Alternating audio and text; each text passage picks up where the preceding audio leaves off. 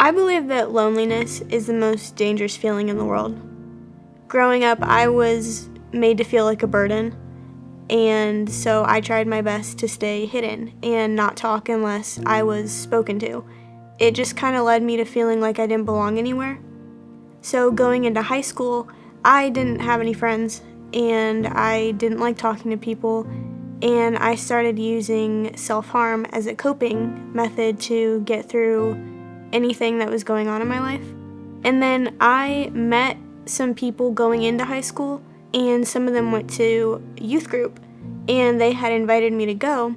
So then I came here, and then that's when I heard Jaden worship, and then I felt different. Like I didn't know what it was that I was feeling, but I felt this like weight lift off my shoulders.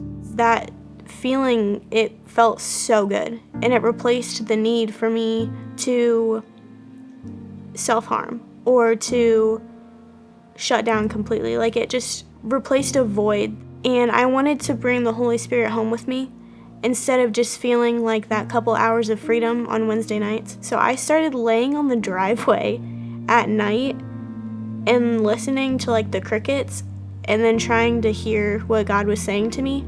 And I started praying to him, and I never did that unless like I needed something. And I started feeling his presence more and feeling more alive. And I started to realize that I wasn't living. I was just trying to survive until I couldn't anymore. Like I needed to stop placing my faith in relationships or in friends or like earthly things. And I knew that I needed like a deeper connection with the Holy Spirit. So I got closer with my youth group leaders, Claudia and Tori, and they simplified all of the lessons that like Sav or Tanner would talk about, and then they would kind of give us an opportunity to ask questions, and then if I didn't ask them in small group, I could text them, or I would text Autumn and ask her questions, and it made me feel more comfortable to ask questions and not feel stupid because I didn't know like the basic stuff. And I didn't feel so alone anymore.